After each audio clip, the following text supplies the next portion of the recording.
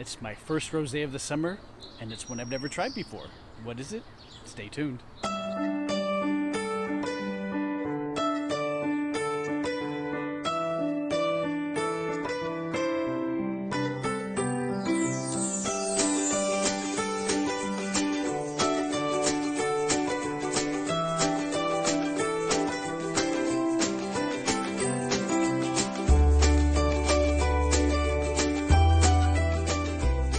Welcome to this week's episode, the first rosé of the season, and it's a rosé from Sicily.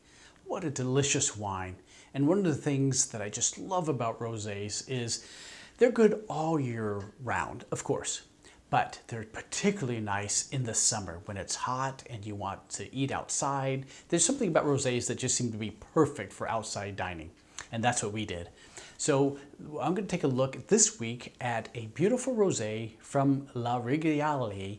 It's La Rosé, and it has something to do with about roses, and that'll be very key. So let's take a look at this wine, what I paired it with, and little things to know about this grape in particular. So the wine for this week's episode is a 2019 from Tasca Estates, La Regaleali Le Rose, and it's delicious. It's absolutely epitomizes, I think, the rosés in general, especially from Italy, where they're crisp and they're obviously food friendly. And I paired this wine, and we'll talk a little bit more about the grapes that go into it, and a little bit about the wine and why it's labeled as an IGT. So stay tuned for that, and I'll give you all the details why it's IGT. So this wine in particular, again, under $20, right around the $15 mark, and you can find it at wine.com and Total Wine, and I found it at one of my local Italian wine stores, which is also one of my favorite delis to go to. So the wine in particular went very well with, of course, foods that have seafood and cheese and vegetables. So I decided, well, it was a Tuesday night, it was just a gorgeous night out on our deck in their backyard, and I made a tuna and white bean, tomato with some whole wheat penne pasta. Oh gosh, it was so good, with a little bit of Parmigiano Reggiano on it, and it was just really nice. So, but you could do, as you can tell, all sorts of things. The rosés are just so food friendly, and this wine in particular is that way. It's interesting, when I opened the wine and I poured it in the glass, and I thought, you know, I detect like scent of roses in addition to red raspberries and some fresh strawberries. And these rosés, it's a beautiful color, by the way, a very dark pink salmon color. It's just as a beautiful color, a little on the darker side, which, as you know from our some of our other episodes, of course, that's probably going to mean a grape that is fairly dark skinned and from a fairly warm climate. Well, Sicily and on Mount Etna, that's pretty warm and a lot of sun. So it doesn't surprise us, does it? So this rosé just had everything you needed to make it food friendly and inviting, and it sure was. Nice acidity, those great floral notes, and in particular rose. And I was like, well, this is just bizarre. I have to look more into this. Well, guess what? La Rosé and La Regaleali is from an estate that was traditionally surrounded by roses. So they've imported roses from all over the world, and they plant them all around the estate. So they decided to name this wine Le Rosé, for the rose. And it sure is fitting, and it's just wonderful. And I have a link to their the winery's website in the description box. Please check it out. What a beautiful winery. I can't wait to go there. Well, let's take a look at the grape that makes this rosé. Remember I told you about the dark color, so that'll make sense in a second. And then let's talk a little bit about, it says IGT on it. So when you look at Italian bottles and it says IGT, what does that mean? Let's take a look.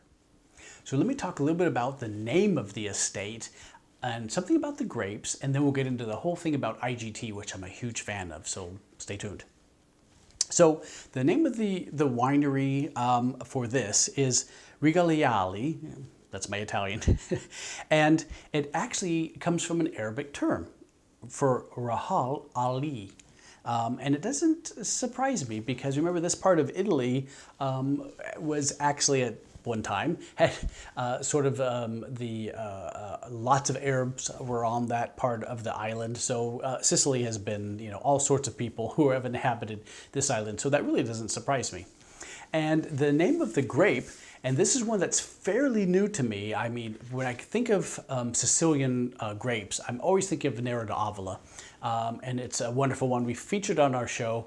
And I want to do even more about the Sicilian wines because they just are sort of those undiscovered gems and great value in some delicious wines. So the grape that made this wine is the Nerello Mascalese, and this wine is 100% that grape. And when the grape looks very dark purple, but the red wines that are created by this grape are a lot more like the Pinot Noirs or say the Barbarescos, if you've seen my show on Barbarescos and Barolos. So even though it's a dark skinned grape, it seems to still be sort of light body. And this rosé the color is it's really unmistakable. It's a beautiful dark pink. Not as the sort of the very light salmon that we've been eating a lot of salmon lately. So if you think of like sort of Atlantic salmon that is very light pink versus some of the Alaskan wild salmon, which is a dark pink shade. So that's what this Sicilian rosé is very much like. But just absolutely jumps out of your glass. Absolutely phenomenal wine, great with food. And it was, of course, labeled IGT, which translates to Indicazione Geografica Tipica, which really all you need to know is it's really is a way of showing the consumer that this wine is very similar or indicative or showcases the wine from this area. So you have an idea of it's not just any old wine that they put together, any old grapes they put together and put into the Vino di Tavola. It's one step above. So it's one step out of 4 for the Italian classification system. So it's a step up from just any wine that could be on your table. And it says it's very typical of the wine from this area. So it's very typical from Sicily, and we know in particular that this wine was grown around Mount Etna, which is of course very important to the Sicilians, the main volcano of the island. So the very rich, great soil for growing grapes. It's become very popular, and many wineries are all around this area. So I wasn't surprised that this wine just sort of knocked my socks off. It should have. So IGT is a great classification. So when you look at the bottle and you're in the store, there's nothing to be shocked about because it's not a DOC or not a DOCG. It's fine. It just means, this classification is very typical of the area, and you can be guaranteed as a consumer it should represent that area. And absolutely fantastic values and great wine. So there are some IGT wines that are in the hundreds of dollars, and there are some in the 20s. So it's a very wide classification system, and it's nothing to be worried about. But I'm glad you can be a little bit more empowered to know about it now. So again, this wine, in summary, is a fantastic rosé. It's Italian wine, so you know it's going to be great with food. It was fantastic with my tuna pasta, great with vegetarian foods. You could do it with grilled chicken. You could even sip it on your deck. It's just absolutely lovely. And the day we had it was somewhere in the high 80s, and it was wonderful and went just fantastic with the tuna. It's one of the things it's sort of known for, which makes sense. Think about it. This wine is grown in Sicily and is grown in Sardinia. It's very much that sort of area, so the foods that are from that area are going to be great with it. And I sure hope you enjoy it like I did. So again, I put some, not recipes, but I can. If you are interested in the recipe, it's a very easy one of tuna and beans and tomatoes, one of our go-tos. But the links to the winery, which you can see and just sort of live vicariously through the winery. So it's a delicious wine. I hope you like it. Let me know what you think. Should be easy to find, and it's just delicious. So the first rosé of the summer season of 2020. Wow, what a way to start off the season.